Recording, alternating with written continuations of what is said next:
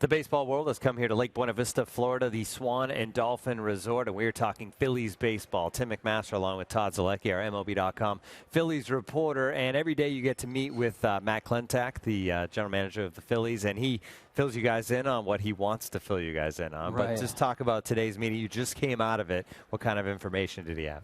Well, he basically told us that the Phillies are close to a deal for a relief pitcher. Source since told me that it is going to be Pat Neshek. Pat Neshek will be coming back about on a 2-year deal worth around a total of $16+ million. Not a total surprise, to be honest with you.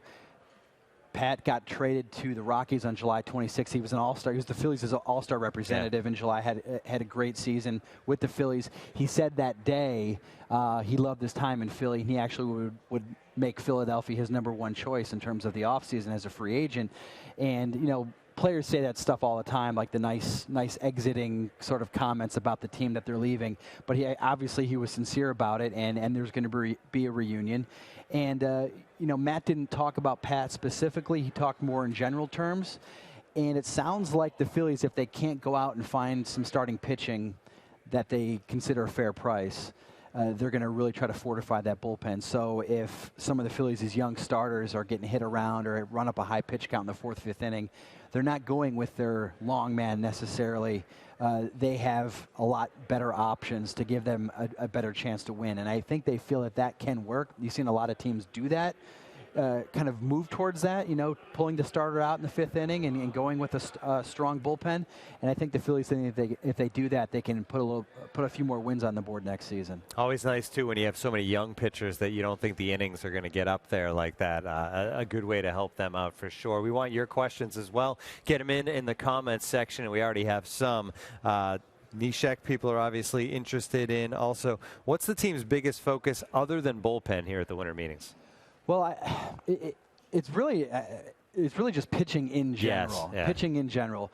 I've been getting a lot of questions about the offense, but I think the offense, I think they're going to try to stick with what they've got. They want to learn more about Aaron Altair and Nick Williams and Jorge Alfaro and J.P. Crawford. They want to see if these guys can play or not. They want to give Rhys Hoskins another opportunity. This might be Mike Franco's last shot at third base to prove himself. But I think the focus with this team is, as Matt Klentak has put it, run prevention. So if that means, like I said, not a starter, that means loading up on relief pitchers. The other hot topic, I guess, is what are they going to do in the infield, right? Because you have Freddie Galvis and Cesar Hernandez. You have J.P. Crawford. You have Michael Franco. And at some point, Scott Kingery could get called up. So that's 5 infielders, possibly, once Kingery is called up this season to play 4 positions. And so as a result, there's some talk about Galvis being traded. There's some talk about Cesar Hernandez being traded. Hernandez, the Angels have some interest in him. The Padres have some interest in Freddie Galvis. When we talked to Matt Klentak earlier about those 2 guys and just about interest in the middle infielders, he said they're getting calls, teams are interested, but really nothing to heat things up, I guess you could say. Maybe the offers, maybe the other teams are looking at the Phillies, seeing if the Phillies will drop their asking price, but the Phillies right now are maintaining that they can move forward with all these infielders and kind of use guys based on matchups to keep guys fresh, etc. Now, will that work in the long term? That remains to be seen.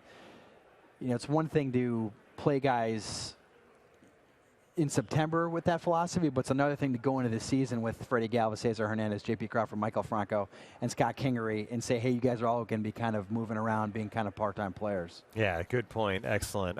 Ray wants to know, and I think this is a question that most of the Phillies fan base wants to know, big picture, what's the timeline for the Phillies to be a contender? More like 2020 is what he's adding in there, but do they have a different idea? Well, you know, it's funny. The Phillies have been very careful not to mention a timetable, a year when they can be competitive. But here's what I think is what they think is happening behind the scenes. Next season, they're hoping to see some improvement. You know, they lost 96 games this year. If you look at the Cubs rebuilds and the Astros rebuilds, and I'm not saying the Phillies have the same talent that those teams have, but you saw those teams lose 95-plus games, you know, for a few years, and that next year they took a step into the 70-win plateau, 70, 75 wins. I think the Phillies are hoping to kind of get in that area. If everything breaks right, maybe become a 500 team. I think 2019 is not out of the question because next winter, I know this has been really tough for Phillies fans to kind of grasp, but they've been kind of targeting that offseason class of 2018, 2019. That's Bryce Harper, that's Manny Machado, that's possibly Clayton Kershaw. There's some other studs in that class. The Phillies can get some of those guys. Believe it, they're trying to do that so they can compete in 2019. So I think 2019 at the earliest. If they're not competing by 2020, then something has really gone wrong. You mentioned signing Manny Machado a year from now when he's a free agent. Well, we got a lot of questions about, hey, is Manny Machado a Philly yet on the trade route? Not yet. I don't think it's going to happen right now. Now, listen, the Phillies are very well positioned to go out and acquire somebody like Manny Machado, somebody like Chris Archer, somebody like Garrett Cole, should they become available. They have a very, very deep farm system, and they also have some players, some young talent at the major league level that could be attractive to a rebuilding team, another rebuilding team, right? So, the Phillies could package Maikel Franco, some of the team's young major league ready pitching, and a prospect or two to possibly get Manny Machado. But the trick with Manny Machado is, like you just mentioned, and I mentioned earlier, he's a free agent after next season. So the Phillies are not going to trade for Manny Machado this offseason unless they can sign into an extension immediately. Right. So that would have to be the deal. I do believe the Phillies have the talent to acquire him this offseason, but they're not going to acquire him unless they can get him signed for 4, 5, 6 years down the road. Because if they cannot do that, then there's absolutely zero point in making that trade this offseason, knowing you could lose him next offseason. So just, again, wait till next offseason to try to pursue him. So I think that's a possibility. Now, in theory, and it seems like Machado is a guy that wants to be a free agent, heading that direction. Right. But in theory, when negotiating a trade, if you were to do that, it's happened, I think, in the past where the team will give the other team a window to negotiate. Yeah. And if they can work something out, then they can make the trade happen. It could be like a 72-hour window or something to see if they can get a deal done. I know the Phillies did something similar with Roy Halladay when they agreed to terms. They weren't going to just trade for Roy Halladay. He was going to be a free agent after the 2010 season. Well, the Phillies are like, we're not going to give the Blue Jays all this talent and then lose him after 2010. So they worked out essentially a 3-year, $60 million contract extension, and that deal was on and off, right? It was they agreed on the players. They thought they had Roy to agree to an extension, then it wasn't going to happen. Then it happened and ended up being a 3-year, $60 million. So same exact thing, right? They would have to have something locked down. Otherwise, there's no sense in making that deal right now. When those things happen, commissioner's office ends up getting involved too, right? And the Players Association. Yeah, it slows things up. It slows things up for sure. Absolutely. All right, back we go to the questions. And Barry wants to know, do the Phils have any chance at acquiring Christian Yelich? We've heard all about the Marlins trading away talent. Obviously, Giancarlo Stanton, D. Gordon have already left the building. Yeah, I think Yelich is definitely much more likely. Well, I should say he was much more likely than Giancarlo Stanton ever was. The Phillies, kind of like I heard the same thing with the Dodgers. They loved the player, but they didn't love the fact that he was going to be 37 years old, making $25 million on a National League on team. A National League team that can't DH.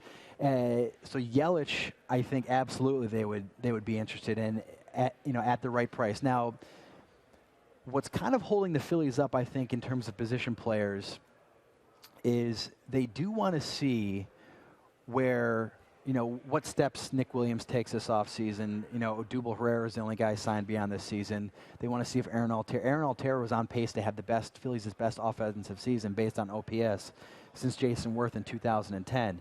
So they want to give these guys opportunities. Now, if they can get Yelich, I do think that they would love to have Christian Yelich on the team, but it's going to have to be the right price. It's going to have to make sense. Again, I think that their preference is to see what position players kind of sink or swim. So next offseason, they know, okay, you know what? Say for instance, Williams, Altherr, and Herrera all play really well this offseason. Now, say Maikel Franco doesn't. Now maybe the Phillies go, you know what, we can actually, maybe we throw a little bit more money to Machado because we feel really good about our outfield situation. In other words, we don't necessarily maybe need Bryce Harper now. We can get Machado and maybe go out and get a stud starting pitcher. So I think that's what the Phillies' philosophy is this upcoming season. John wants to know, besides Aaron Nola, is there anyone else on this roster that's untouchable? And you can include the prospects too, I guess. Boy, I tell you what, I don't think anybody is untouchable. I think the Phillies would be willing to trade anybody for at the right price. I do know that they love Aaron Nola, obviously. They love Rhys Hoskins. Obviously, he had a great year, and he shows a lot of talent, and I do believe he's going to be a stud. He's going to be a fan favorite. He's going to be a fan favorite. You know who else? I personally would not trade him. I would not trade Scott Kingery. I've seen a lot of prospects in spring training over the years, and he really knocked my socks off. I thought he was fantastic offensively, fantastic defensively. He can run. I think he could be like the next Chase Utley type of guy. He's got that style of playing, and maybe even with a little bit more personality, because Chase didn't like to smile that much. Yeah. Scott seems to enjoy himself out there a little bit. He's on Twitter, Scotty Jetpacks. I mean, he's got some personality to him. I would not trade Scott Kingery unless I got absolutely knocked out and bowled over. Hey, Mike Trout's available. The Angels call the Phillies and say, we'll give you Mike Trout. You got to include Scott Kingery. I make that trade, but otherwise, I'm holding on to Scott Kingery. All right, fair enough. Andrew wants to know. He says, Vince Velasquez, update on the recovery. Is he close? He's supposed to be fine. Okay. He had this little nerve issue late in the season where he couldn't really feel the end of his fingers.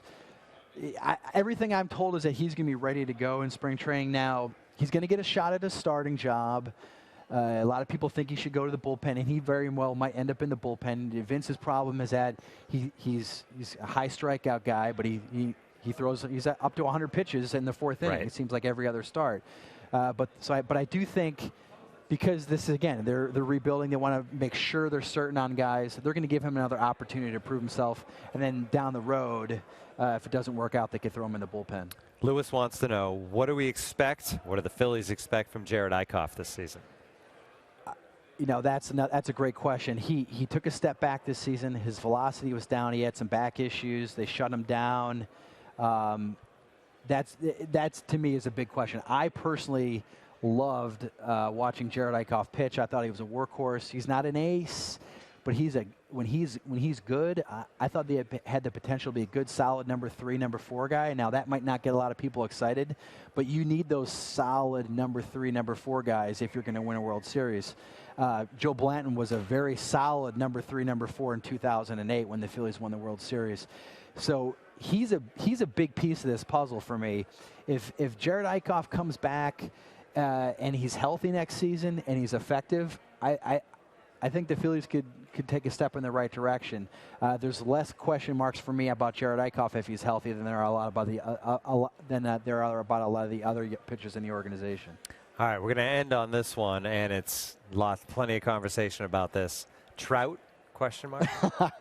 Everybody asks about Mike Trout, and what I always tell people about why? Because he's always at Eagles games. He's always at footballs. Eagles games. Yes, absolutely. He's at Eagles games getting footballs. I get it.